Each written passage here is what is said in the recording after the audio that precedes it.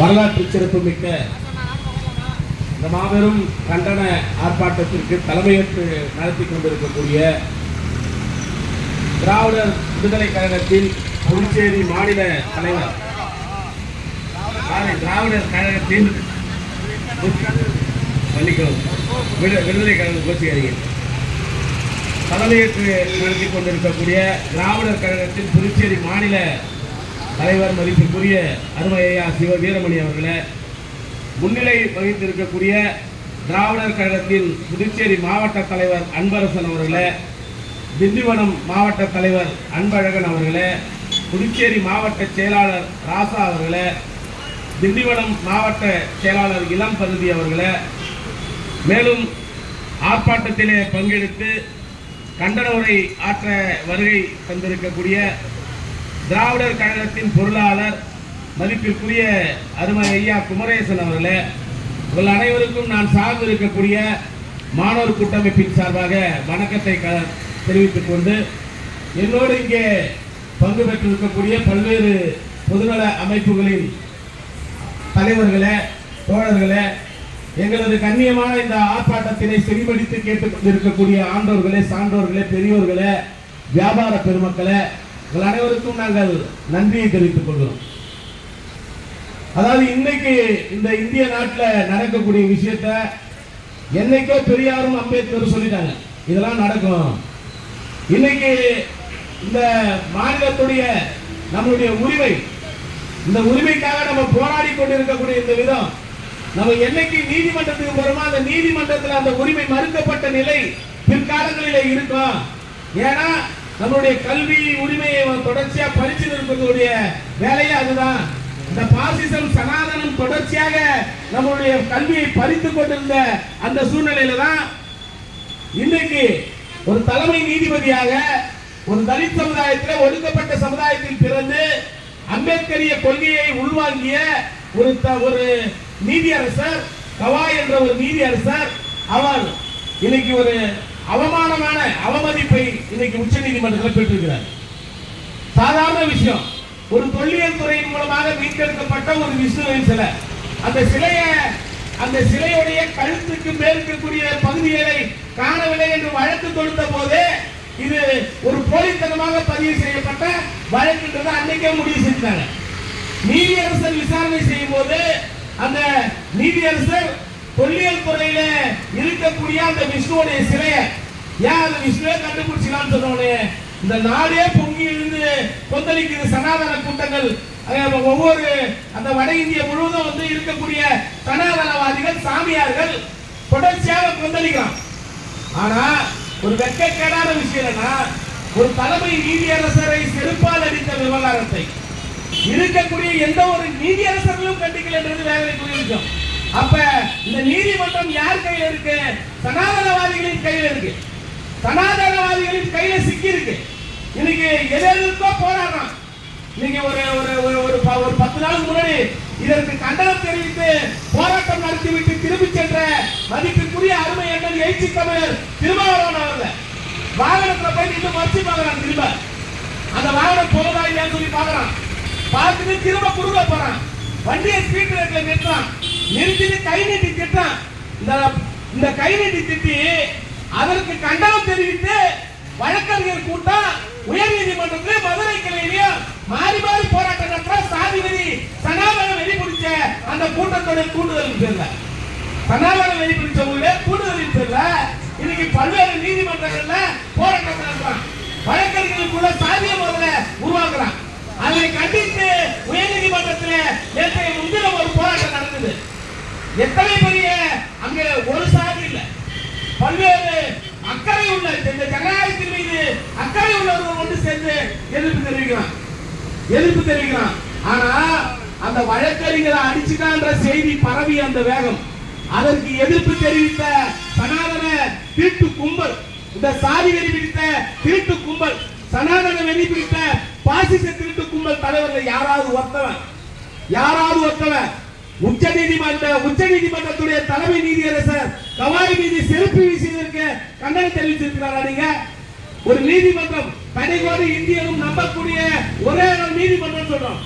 அந்த நீதிமன்றத்தின் உச்ச நீதிமன்றத்தில் நடந்திருக்கக்கூடிய அநீதிக்கு யாராவது ஒருத்தவன் பிஜேபியில இருந்து யாராவது ஒருத்தவன் அண்ணாமலை பேசுறாரு வந்து அவருக்கு யோக்கிய புருஷ மாதிரியும் இந்த மண்ணுக்காக அவர் கடுமையா உழைச்சவர் மாதிரியும் அண்ணன் திருமாவளவன் வந்து அரசியலுக்காக ரவுடிசம் பண்ற மாதிரியும் வந்து பத்திரிகையாளர் முன்னிலை பேட்டி கொடுக்கக்கூடிய அண்ணாமலையை பார்த்து நான் கேட்கிறேன். அண்ணாமலை கவாய் மீது செருப்பு வீசியதற்கு எதிராக பேசியிருக்கிறாரா, கண்டனம் தெரிவித்திருக்கிறாரா? அப்ப இந்த நாடு எதை நோக்கி சென்று கொண்டிருக்கிறது? ஒட்டுமொத்தமாக சனாதன கும்பலிடம் சிக்கி தவித்துக் கொண்டிருக்கிறது நாடு. காந்தியை கொலை பண்ணல, இங்க ஆட்சி அதிகாரத்தில் அமர்ந்து கொண்டிருக்கிறான். சுதந்திரத்திற்காக போராடி இன்னைக்கு எந்த விதத்தில் நம்மளுடைய சுதந்திரத்தை அடைய வேண்டும், எந்த விதத்தில் இந்த நாட்டை கட்டமைக்க வேண்டும் என்று கட்டமைத்தார்களோ அதற்கு எதிரான கூட்டத்திடம் இன்று நாடு சிக்கிக் கொண்டிருக்கிறது. அதோட விளைவுதான் இன்னைக்கு நீதிமன்றத்தில் நீதி நிர்ணயிக்கக்கூடிய நீதியரசருக்கு எதிராக செருப்பு வீசுறான். தொல்லியல் துறையில பூமி கடியில கடந்த ஒரு சிலையில கழுத்துக்கான அது எவன் என்ன பண்ண முடியும்? இந்திய நாட்டில் எவன் என்ன பண்ண முடியும்? இன்னைக்கு இந்திய நாடு முழுவதும் தோண்டப்படக்கூடிய பல்வேறு பகுதியில புத்தருடைய சிலைக்கு கழுத்துல தலை இல்ல. அதுக்கு எவனாவது ஒருத்தவன் கொந்தளிச்சு கேட்டிருப்பீங்களா நியாயத்தை? எந்த அரசியல் நாயகன் தூக்கிச்சு சொல்லி கேட்டிருப்பீங்களா? சனாதனத்திற்கு எதிராக சமூக நீதியை நிலைநாட்ட வேண்டும், ஜனநாயகத்தை நிலைநாட்ட வேண்டும், அனைவரும் சமம் என்ற கருத்தியலை சொன்ன புத்தருடைய சிலையில தலையில வந்து இன்னைக்கு பல இடங்கள்ல தலையில நீங்க விநாயகர் சக்தியின் ஒரு சக்தியை கொண்டாடுறதே அந்த வரலாறு தானே. புத்தரை அவமதிக்கணும்னு நீங்க கட்டமைத்ததுதான் அந்த விநாயகர் சக்தின்னு சொல்றோம். அப்படி இன்னைக்கு புத்தருக்கு ஏதாவது இந்த பிரச்சனை ஒரு விஷ்ணுடைய தலையை காணும் அப்படின்னு சொல்லிட்டு மொத்த சிலையில காணும் சொல்ற, பல்லாயிரம் சிலைகள்ல காணும். நீங்க ராமருக்கு இதுதான் ஊருன்னு சொல்லிட்டு தோன்றீங்களே உத்தரப்பிரதேச அயோத்தியில, அங்கேயே தோண்டக்கூடிய பகுதியில புத்தருடைய சிலை கிடைச்சிருந்து கழுத்து இல்லாத சிலை, தலை இல்லாத சிலை. அப்படிப்பட்ட நிலையில் இருக்கக்கூடிய இந்த நாட்டில் பௌத்தத்திற்கு எதிராக யாராவது ஒருத்தர் போய் நீதிமன்றத்துல அவமரியாதை பேசுமா? ஏன்னா பகுத்தறிவாதீங்க, எங்களுக்குள்ள கல்வி இருக்கு, எங்களுக்குள்ள அறிவு இருக்கு, ஒரு பிரச்சனையை ஆய்வு செய்யக்கூடிய திறன் இருக்கு. ஆனா இந்த எந்த திறனும் இல்லாத இந்த பாசிச கூட்டம், இந்த பார்ப்பனிய பயங்கரவாத கூட்டம் இந்த நாட்டில் ஒரு திட்டமிட்ட கலவரத்தை உருவாக்கணும். ஒவ்வொரு தேர்தல் இருக்கும் போது ஏதாவது ஒரு கலவரத்தை உருவாக்குவான், மத ரீதியான கலவரத்தை உருவாக்குவான். அப்படி அடிப்படையில ஒரு நீதியரசருக்கு எதிராக ஒருத்தர் செருப்பை வீசுறான், அந்த நாயை கைது செய்து சிறையில் அடைக்க வேண்டாமா? அவருடைய வழக்கறிஞர் அங்கீகாரத்தை ரத்து செய்ய வேண்டாமா? அதை கண்டித்து மதிப்பிற்குரிய அருமை அண்ணன் திருமாவர்கள் வந்து ஒரு ஆர்ப்பாட்டத்தில் பேசுறாரு. எது? நீதிமன்ற வளாகத்தில் வழக்கறிஞர்களால் கூட்டப்பட்ட ஒரு ஆர்ப்பாட்டத்தில் நின்று பேசுறார். அவர் பேசிவிட்டு திரும்பும் வேளையில சனாதனிகளால் தூண்டிவிடப்பட்டு திட்டமிட்ட ஒரு கலவரத்தை, திட்டம் இல்லையா? ரைட்டா, நீங்க திட்டமிடல, தற்செயலா கூட நடந்தது. ஆனா எந்த ஒரு தலைவராவது தமிழ்நாட்டிலே ஒரு பாராளுமன்ற உறுப்பினர் செல்லும் போது ஒரு வாகனத்தை எடுத்து வந்து நிறுத்தி அவர் கையை நீட்டி ஆபாசமாக பேசுவானா? ஏன்னா திருமாவளவன் என்பவர், அவர் நீங்க தான் வந்து ஒரு சாதிக்குள்ள பொறுப்பு நினைக்கிறீங்க. ஆனா அவர் இந்திய நாடு முழுவதும் இருக்கக்கூடிய மக்களுக்கு சமூக நீதியை பாதுகாக்கக்கூடிய ஒரு தலைவராக இன்று வளர்ந்து கொண்டிருப்பதை உங்களால வேடிக்கை பார்க்க முடியல. கவாய்க்கு எதிராக நாடே அமைதியாக இருந்த போது திருமாவளவன் எழுந்து வந்து இது தவறு என்று சுட்டிக்காட்டுவதை உங்களால் அடங்கிக் கொள்ள முடியல. இன்னைக்கு இருக்கக்கூடிய தமிழ்நாடு முழுவதும் இருக்கக்கூடிய மக்களை ஒன்று திரட்டி கவாய்க்கு நடந்த அநீதிக்கு எதிராக பேச வைத்திருக்கிறார்கள் என்ற அச்சத்துல இன்னைக்கு பாருங்க, பொருத்தவர்கள் புதுசா வந்துக்கிறான் ரவுடி, புதுசா வந்துக்கிறான். என்ன ரவுடி? திருமாவளவன் ரவுடின்னு சொல்றவன். இன்னைக்கு விசிகா கட்சினாலும் ரவுடி கட்சி இருக்கான். எந்த பிம்பத்தை கட்டமைக்க நினைக்கிற? இங்க இருக்கக்கூடிய சமூக நீதிக்கு களத்தில் இருந்து போராடி மக்களுடைய அடிப்படை உரிமையை வென்றெடுத்து தந்து கொண்டிருக்கக்கூடிய திருமாவளவன் ரவுடினா நீங்களா யாரா போறீங்க? நீங்களா யாரு இந்த சனாதன போறீங்க? நீங்க யாரு? இந்த மண்ணை சுரண்டி இருக்கக்கூடிய மக்களை சுரண்டி தின்று கொண்டிருக்கக்கூடிய நீங்க யாரு? இந்த மக்கள் இருக்கக்கூடிய தலையில் பிறந்தவன், தோளில் பிறந்தவன், தொடையில் பிறந்தவன், காலில் பிறந்தவன் என்ற பிறப்பிலேயே பிரிவினை உருவாக்கிய அயோக்கியர்களை நீங்க யாரு என்ற கேள்வியை கேட்க வேணாமா? நமக்கு அந்த கேள்வியை முன்வைக்க வேண்டுமா இல்லையா? அப்ப இருக்கக்கூடிய மக்கள் நம்ம தெளிவடையும். மக்களை புது விதமா ஆக்சன்ல வந்து ஏமாத்துகிறான். அயோக்கியெல்லாம் யோக்கிய வேஷம் போட்டு புது விதமா ஒரு காலத்துல பிஜேபி கொடியை புடிச்சு இந்த பக்கம் நடக்கிறது ரசிக்கப்படுவான். இன்னைக்கு பிஜேபி கார்ல குத்திக்கு தெருத்தெருவா சுத்துறான் வெக்கம் கேட்டவனுங்க. இந்த பிஜேபி இந்த மண்ணில் ஆட்சிக்கு வந்ததற்கு பிறகு இந்த மாநிலம் எவ்வாறு சீர்கட்டு இருக்கிறது என்பதை கொஞ்சம் சற்று நேரம் சிந்தித்து பார்த்துதான் அதை செய்ய மாட்டான். அப்படிப்பட்ட ஒரு கேடுகட்ட நிலைமை இன்னைக்கு புதுச்சேரியில் இருக்கக்கூடிய கல்லூரிகள்ல essence of Indian traditional languages சொல்லிட்டு ஒரு பாடம் எடுக்கிறான். அந்த பாடத்துல சனாதனம், மனு தர்மம், மனு சாஸ்திரம் என்ற பாடமுறைகளை கொண்டு வந்து இருக்கக்கூடிய மாணவர்களுக்கு கல்வி போதிக்கக்கூடிய கேவலமான பணி நடந்திருக்குது. எத்தனை பேர் கேட்டுட்ட, எத்தனை பேர் தடுத்துட்டேன்ற அந்த கேள்வி வைக்க வேண்டிய தேவை இருக்கா இல்லையா? தேவை இருக்கு. அப்ப இவன் சனாதனத்தை கொண்டு வந்து மாணவர் மத்தியில், மக்கள் மத்தியிலும் திணித்து பிரிவினை ஏற்படுத்த ஒரு விளைவுதான் இன்னைக்கு பல்கலைக்கழகம், புதுச்சேரி பல்கலைக்கழகம். புதுச்சேரி பல்கலைக்கழகத்துல ஆசிரியர், பேராசிரியர் மூலமான அத்தனை நெருக்கடி மாணவர்களுக்கு. இன்னைக்கு ஒரு ஆடியோ வெளில வருது. காரைக்கால் மாவட்டத்தில் இருக்கக்கூடிய ஒரு மாணவி ஒரு ஆடியோ வெளியிடுறாங்க. அந்த ஆடியோவை கேட்கக்கூடிய ஒவ்வொரு பெற்றவனுக்கும், ஒரு பெண்ணை பெற்ற ஒவ்வொருவருக்கும் வலிக்கும், ஒவ்வொருத்தருக்கும் கஷ்டமா இருக்கும். அப்படி ஒரு கொடுமையான ஆடியோ வந்தது விளைவாக நான் படிக்கணும்னு ஆசைப்படுறேன், ஆனா என்னை இவனுக்கு கட்டுப்படுத்தி போனாங்க, என்னால படிக்க முடியும், எனக்கு நிர்பந்தம் பண்றான்னு சொல்லிட்டு ஒரு மாணவி பேசிய ஆடியோ. அந்த ஆடியோ வந்ததுக்கு அப்புறம் அந்த ஆடியோ தொடர்பாக ஒரு போராட்டங்கள் இன்னைக்கு மாநிலம் முழுவதும் எழுது. அந்த ஆடியோ வந்ததற்கு பிறகு கிட்டத்தட்ட கொரோனாவுக்கு பிறகு அமைதியாகவே இருந்து கொண்டிருக்கக்கூடிய மாணவ சமுதாயம் அந்த பல்கலைக்கழகத்துல இந்த பாதிப்பு எங்களுக்கும் இருக்கிறது என்ற குற்றச்சாட்டு வைக்கிறாங்க. காரைக்காலில் நடந்த மாணவிகள் குற்றச்சாட்டு மட்டும் வைக்கல, எங்களுக்கும் அந்த பாதிப்பு இருக்கிறது, நாங்களும் பாதிக்கிறோம் என்ற குற்றச்சாட்டு வைக்கிறாங்க.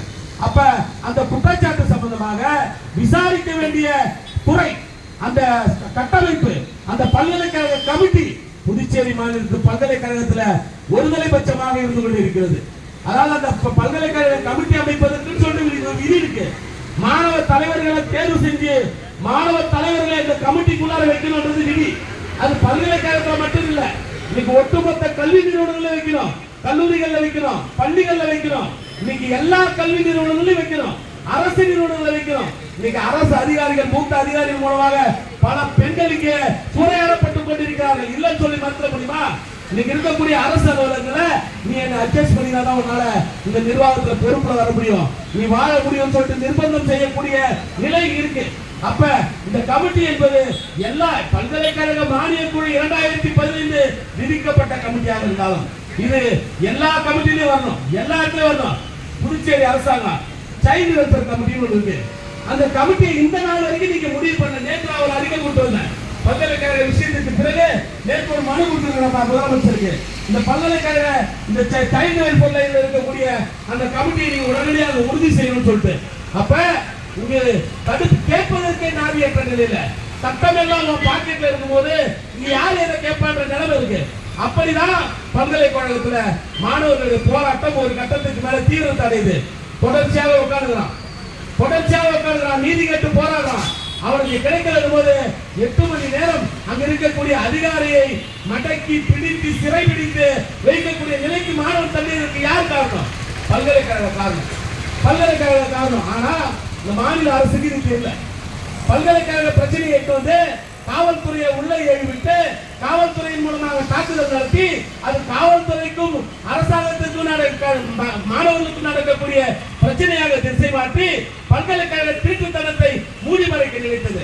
அப்பதான் புதுச்சேரி யூனியன் பிரதேச மாணவர் கூட்டமைப்பு அன்று காலை நேரடியாக அமைச்சரை சந்தித்து இது சம்பந்தமாக பிசி அழைச்சு வந்து இங்க நேரில் உட்கார வச்சு மாணவர் பிரதிநிதிகளை உட்கார வச்சு பேசணும்ன்ற ஒரு கோரிக்கை வைக்கிறோம்.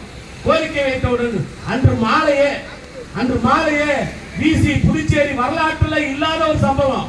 பிசிய புதுச்சேரி மாநில அமைச்சருடைய அலுவலகத்தில் கிட்டத்தட்ட 4 மணி நேரம் அமர வைத்த ஒரு வரலாற்றை இன்று இருக்கக்கூடிய புதுச்சேரியில் இருக்கக்கூடிய மாணவர் அமைப்புகள் பெற்றிருக்கோம். மாணவர் அமைப்புகளுடைய போராட்டம் பெற்றிருக்கு, இளைஞர் அமைப்புகளுடைய போராட்டம் பெற்றிருக்கு, சமூக அமைப்புகளுடைய போராட்டம் பெற்று அவர்களை அமர வைத்து கேட்கக்கூடிய கேள்விகளுக்கு ஒரு கேள்வி கூட பதில் சொல்ல முடியாம பிசி தவிச்சு நின்ற அந்த கூட்டத்தில் பங்கு பெற்ற தோழர் தமிழ்வாணன் அவர்கள் வந்திருக்கிறார். முற்போக்கு மாணவர் கழகத்துடைய தலைவர்.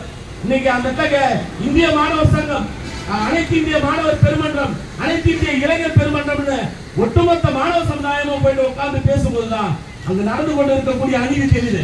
தோழர் ஒருத்தர் பேசும்போது சொன்னாரு, புகார் வரவில்லை, புகார் எழவில்லைன்னு சொல்லிட்டு தோழர் முருகானந்தம் சொன்னாரு. அங்கு இருக்கக்கூடிய ஐசிசி கமிட்டிக்கு தொடர்ச்சியாக மாணவர்கள் புகார் அளித்திருக்கிறார்கள். 3 புகார்களை அந்த மேடையிலேயே அமைச்சர் முன்னால் நிறுத்திடும். உடனடியாக ஐசிசி கமிட்டிக்கான தனி தேர்தல் நடத்தணும்ன்ற ஒரு வெற்றியை இன்னைக்கு பெற்றிருக்கோம்.